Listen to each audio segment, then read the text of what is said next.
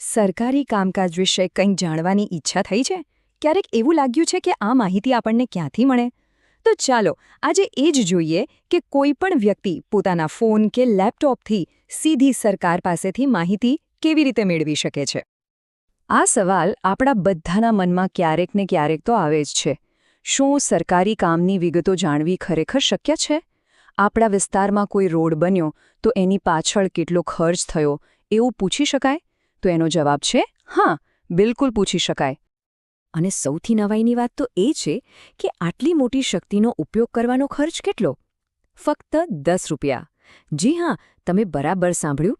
માત્ર એક ચાના કપના ખર્ચમાં સરકારને સીધો સવાલ પૂછવાનો અધિકાર મળે છે. આટલું સરળ અને આટલું સસ્તું. તો ચાલો આ આખી સફરને 5 સરળ ભાગમાં સમજી લઈએ.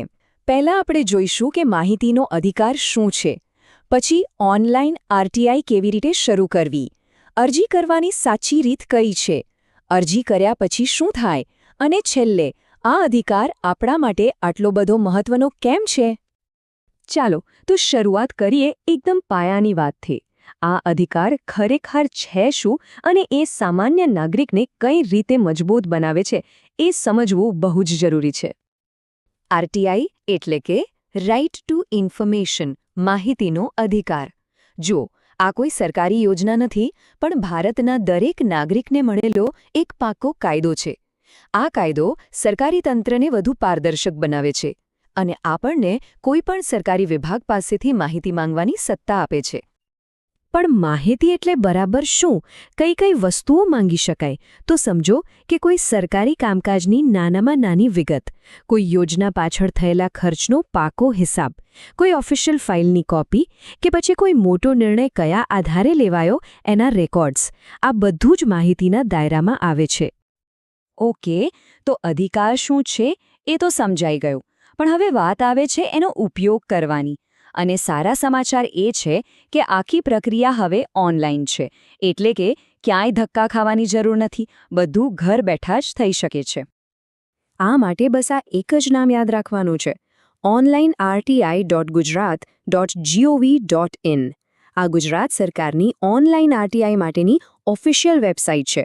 એટલે કોઈ ભૂલમાં બીજી કોઈ વેબસાઇટ પર જવાની જરૂર નથી. સારું, તો વેબસાઇટ ખુલી ગઈ. હવે આવે છે સૌથી અગત્યનો ભાગ: અરજી કરવાની પ્રક્રિયા.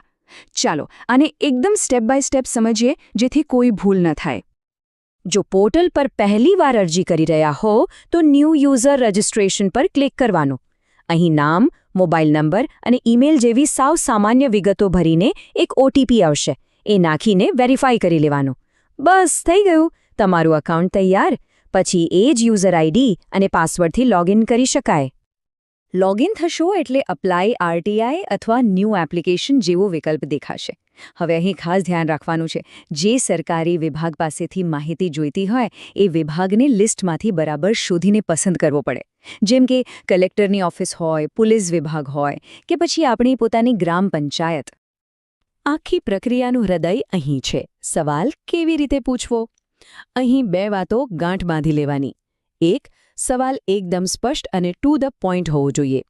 અને બીજું, એમાં કોઈના પર આરોપ, પ્રત્યારોપ કે ભાવનાત્મક વાતો ન હોવી જોઈએ. જેમ કે આ તારીખે મંજૂર થયેલા કામની નકલ અને તેના ખર્ચની વિગતો આપો.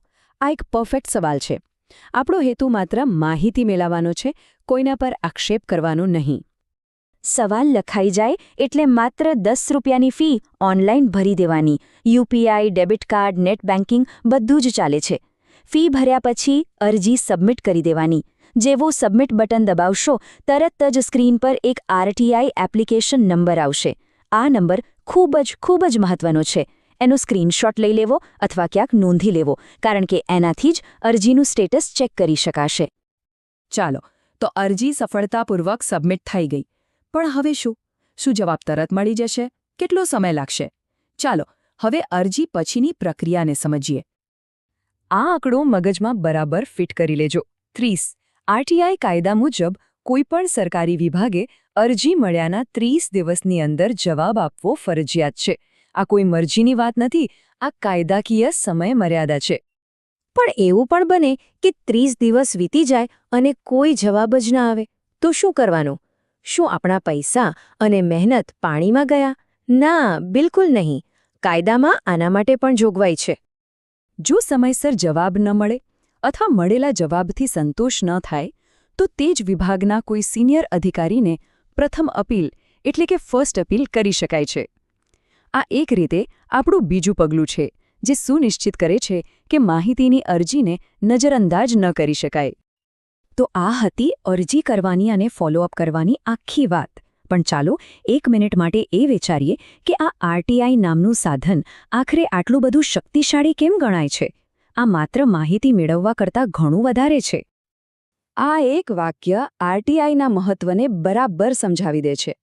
તે ભ્રષ્ટાચાર સામે અને સાચી માહિતી મેળવવા માટે એક નાગરિકનું સૌથી મોટું હથિયાર છે.